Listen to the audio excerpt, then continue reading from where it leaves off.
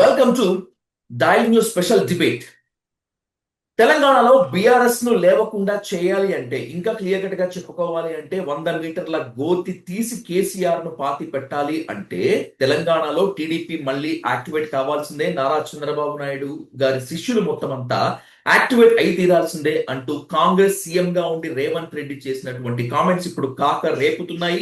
అన్నింటికంటే ముఖ్యంగా రాజకీయ వర్గాల్లో కాకుండా స్వరాష్ట్ర ఉద్యమంలో అత్యంత కీలకంగా వ్యవహరించినటువంటి అసలు సిసలైన తెలంగాణ ఉద్యమకారులను, సీనియర్ జర్నలిస్టులను గాయపరిచాయి. అయితే ఇవి రాజకీయ సందర్భంలో చేసిన వ్యాఖ్యలను వదిలేద్దామా, లేకపోతే తెలంగాణ అస్తిత్వాన్ని, తెలంగాణ ఆత్మగౌరవాన్ని దెబ్బకొట్టే విధంగా వ్యవహరించినటువంటి ఒక ఆ ధిక్కార పూరిత ప్రకటనగా తీసుకుందామా అనేటువంటిది ఇప్పుడు క్లియర్ టాపిక్. ఇదే అంశంపై ఇన్ డెప్త్ గా డిస్కస్ చేద్దాం. సీనియర్ జర్నలిస్ట్ అండ్ అలాగే తెలంగాణ ఉద్యమకారులు, తెలంగాణ జర్నలిస్ట్ ఫోరం వ్యవస్థాపకుల్లో ఒకరైన ఎంవి రమణ గారితో. రమణన్న నమస్తే. నమస్తే. నమస్తే అన్న. రమణ, ఇప్పుడు రేవంత్ రెడ్డి గారి వ్యాఖ్యలని రాజకీయం పరమని అనుకుందామా, లేకపోతే మరొక ప్రత్యామ్నాయ రాజకీయ ఏర్పాటు కోసం ఇంత కాక పుట్టించేటువంటి వ్యాఖ్యలు చేశారనుకోవాలా? ఏంటి మీ అనాలిసిస్ ఏంటి అసలు?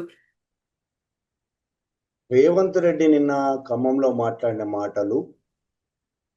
మాటల కంటే ముందు కూడా, గతంలో కూడా, జూబ్లీ హిల్స్ ఎన్నికలప్పుడు కూడా మైత్రివనం దగ్గర ఎన్టీఆర్ విగ్రహం పెడతాను, ఎవరైనా అడ్డొస్తే చూసుకుంటానన్నంత సీరియస్ గా మాట్లాడిన అనుభవం ఉంది మనకి.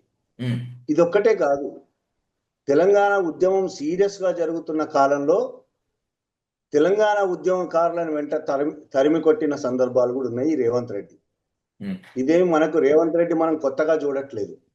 రేవంత్ రెడ్డిని తెలంగాణ సమాజం ఎందుకు అంగీకరించింది అనే విషయం ఆయన మర్చిపోతున్నాడు.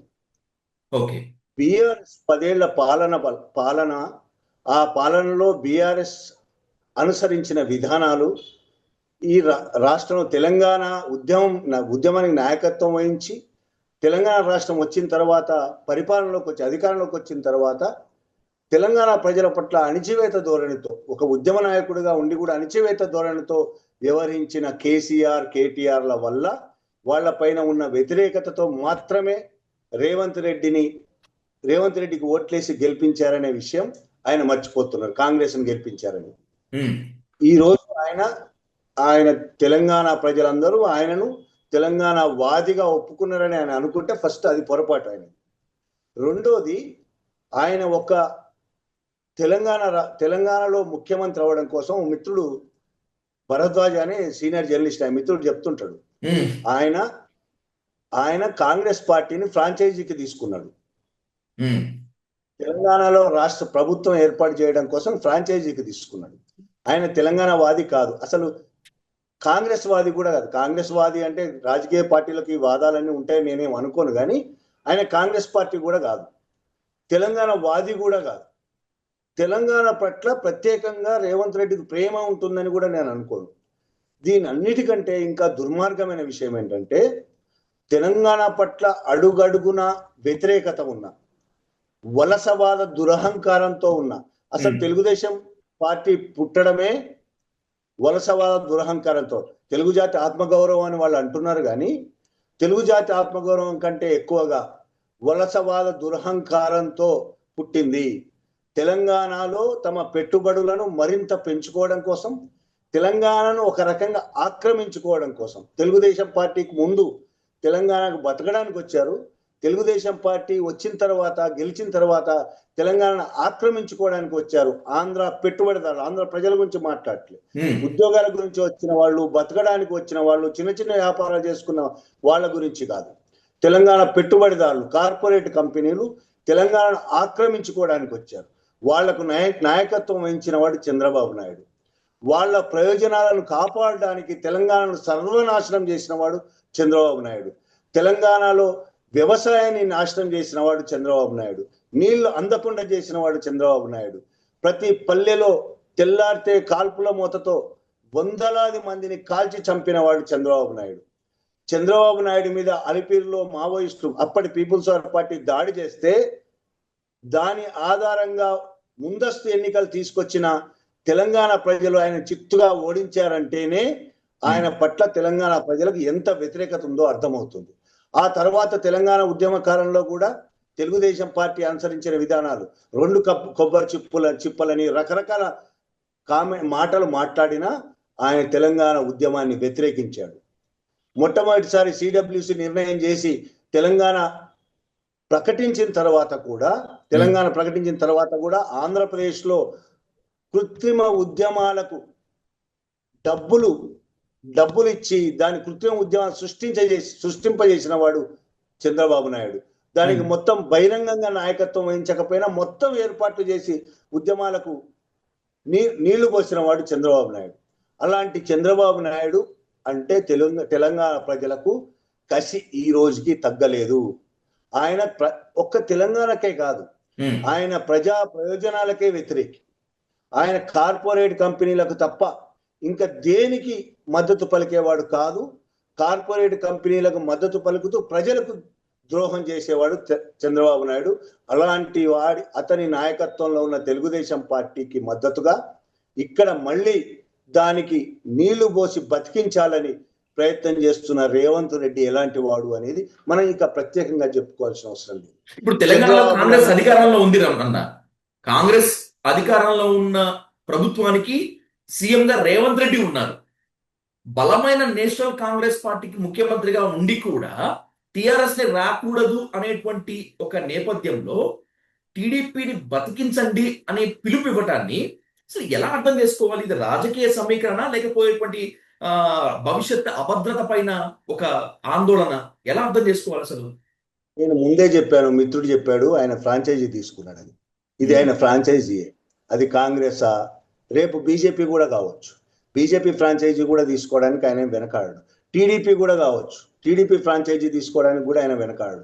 ఆయనను వెనక నడిపిస్తున్న కార్పొరేట్ కంపెనీలు, రేవంత్ రెడ్డిని నడిపిస్తున్న కార్పొరేట్ కంపెనీలు, ఆయనకు ఫండింగ్ చేస్తున్న కార్పొరేట్ కంపెనీలు మెజారిటీ చంద్రబాబు నాయుడు చేతిలో ఉన్నవి. చంద్రబాబు నాయుడు సామాజిక వర్గానికి సంబంధించినవి. వాళ్ళ ప్రయోజనాలు తెలంగాణ రాష్ట్రంలో ఉన్నవి. వాళ్ళ ప్రయోజనాలు కాపాడడానికే రేవంత్ రెడ్డి పనిచేస్తాడు. కాబట్టి వాళ్ళ కోసమే ఆయన మాట్లాడతాడు. టీడీపీ తెలుగుదేశం మళ్ళీ ఇక్కడ పునరుద్ధరించడం అంటే అది ఎలాగో జరగదని తెలియదా? రేవంత్ రెడ్డి తెలియదా? తెలంగాణలో మళ్ళీ తెలుగుదేశం అనేది పునరుజ్జీవం జరగని పని. అంత వ్యతిరేకత ఉన్నది ప్రజల్లో. కానీ ఖమ్మం లాంటి జిల్లాల్లో, జూబ్లీ హిల్స్ లాంటి నియోజకవర్గాల్లో ఓటింగ్ కోసము చంద్రబాబును మంచి చేసుకోవడం కోసం ఇవాళ నడిపిస్తున్నది చంద్రబాబు అనేది అర్థమవుతుంది ఆయన మాటల్లో. ఎందుకు ఇంకొకసారి కనుక గురు శిష్యుల బంధము అంటే నన్ను చంద్రబాబు నడిపిస్తున్నారు, చంద్రబాబు నాయుడు గారి డైరెక్షన్ లో నేను నడుస్తున్నాను అని చెప్పి ఎవరు అన్నా కూడా తాట తీస్తా, అవసరమైతే చెప్పుతో కొడతా అని చెప్పి చెప్పుకున్నారు కదా ఆయన. అయినా కూడా ఇంకా గురు శిష్యుల బంధం అందమా? ఆయన చాలా చెప్తాడు. ఆయన రాజకీయ నాయకుడు చెప్పినవన్నీ నిజాలు కావు అని బహిరంగం. వాళ్ళు బహిరంగంగా మాట్లాడేదానికి చేసి ఆచరణకు అస్థిమసకాంతం తేడా ఉంటుంది. ఆయన చంద్రబాబు గురువు కాదు అని మాట్లాడినా ఆయనను ఈ రోజుకి నడిపించేది చంద్రబాబే. చంద్రబాబు వ్యక్తిగా అనట్లేదు నేను. చంద్రబాబు ఏ కార్పొరేట్ కంపెనీల కోసం పనిచేస్తాడో అదే కార్పొరేట్ కంపెనీల కోసం రేవంత్ రెడ్డి పనిచేస్తాడు. చంద్రబాబుకి ఏ కార్పొరేట్ కంపెనీలు ఫండింగ్ చేస్తాయో అవే కార్పొరేట్ కంపెనీలు రేవంత్ రెడ్డికి ఫండింగ్ చేస్తాయి. ఆ కార్పొరేట్ కంపెనీలు ప్రధానంగా ఆ చంద్రబాబు సామాజిక వర్గానికి సంబంధించినవి. ఎన్టీ రామారావును ఆ రోజు కూల్చేసి చంద్రబాబును నిలబెట్టడంలో కూడా ఆ సామాజిక వర్గం ఆ కార్పొరేట్ కంపెనీలో పనిచేసినాయి. ఇవాళ ఇంకొక ముఖ్యమైన విషయం, మనము తెలుగుదేశానికి సంబంధించే మాట్లాడుతున్నాం కానీ ఇవాళ తెలుగుదేశాన్ని ఇప్పుడు ఇక్కడ కాంగ్రెస్ అని చెప్పబడుతున్న రేవంత్ రెడ్డిని మొత్తంగా నడిపిస్తున్నది ఢిల్లీలో కూర్చున్న బీజేపీ. ఈ ఇద్దరిని నడిపిస్తున్నది బీజేపీయే. దేశంలో కాంగ్రెస్ పోటీ పడుతున్నది బీజేపీతో అని మాట్లాడుకుంటున్నాం కానీ ఏ రాహుల్ గాంధీనో ఇంకొకళ్ళు ఒకళ్ళిద్దరిని వదిలేస్తే మొత్తం దేశంలో కాంగ్రెస్ పార్టీని కూడా తమ గుప్పెట్లో పెట్టుకున్నది బీజేపీ. బీజేపీ రాజకీయ ప్రయోజనాలకు అనుగుణంగానే, రాజకీయ ప్రయోజనాలే కాదు వాళ్ళకు కావాల్సిన కార్పొరేట్ ప్రయోజనాలకు అనుగుణంగానే ఇక్కడ రేవంత్ రెడ్డి, అక్కడ చంద్రబాబు పనిచేస్తున్నారు. కాబట్టి ఈ ముగ్గురు ఐకమత్యంతో పనిచేస్తున్నారు. ఇప్పుడు రేవంత్, చంద్రబాబు మోడీ ఐకమత్యంతో పనిచేస్తుంది. ఇక్కడ ప్రమాదకరమైనది ఏంటంటే తెలంగాణకు సంబంధించి ఈ ఐకమత్యము వాళ్ళ పర్సనల్ వ్యవహారం అయితే పర్వాలేదు, ఇక్కడ రాష్ట్ర ప్రయోజనాలకు సంబంధించిన వ్యవహారం కాబట్టి ఈ ఈ ఐకమత్యము తెలంగాణ రాష్ట్ర ప్రయోజనాలను దెబ్బతీసే అవకాశం ఉంటుంది. ఈ ఐకమత్యము సమాన స్థాయిలో లేదు కాబట్టి రేవంత్ రెడ్డి కింది స్థాయిలో ఉన్నాడు, వాళ్ళిద్దరి మాటలను ఒప్పుకోవాల్సిన పరిస్థితుల్లో ఉన్నాడు కాబట్టి తెలంగాణ ప్రయోజనాలను దెబ్బతీసే ఐకమత్యం ఇది. ఖచ్చితంగా నీటి ప్రయోజనాలు కావచ్చు, వ్యాపార ప్రయోజనాలు కావచ్చు, అన్ని ప్రయోజనాలు కూడా తెలంగాణ ప్రయోజనాలను దెబ్బతీయడానికి నిన్నటి మాటలే నిదర్శనం.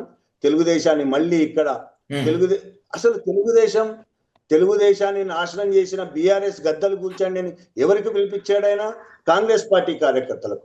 ఆ మీటింగ్ కాంగ్రెస్ మీటింగ్ లో కాంగ్రెస్ పార్టీ కార్యకర్తలకు తెలుగుదేశం పార్టీని నాశనం చేసిన బీఆర్ఎస్ గద్దలు అయితే ఆ మీటింగ్ లో కొన్ని తెలుగుదేశం జెండాలు కనిపించాయి, నేను చూశాను. అవును, తెలుగుదేశం జెండాలు ఉన్నాయి, కానీ ఆ మీటింగ్ కాంగ్రెస్ది కదా. అవును, కాంగ్రెస్ కార్యకర్తలకు తెలుగుదేశాన్ని కాపాడడం కోసం కాంగ్రెస్ కార్యకర్తలకు పిలుపునివ్వడం అంటేనే కాంగ్రెస్ కార్యకర్తలు సిగ్గుతో తలంచుకోవాల్సిన విషయం.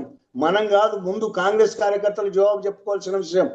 రేవంత్ రెడ్డిని ముందు ప్రశ్నించాల్సింది, గల్లాబట్టి అడగవలసింది కాంగ్రెస్ కార్యకర్తలు, కాంగ్రెస్ నాయకులు.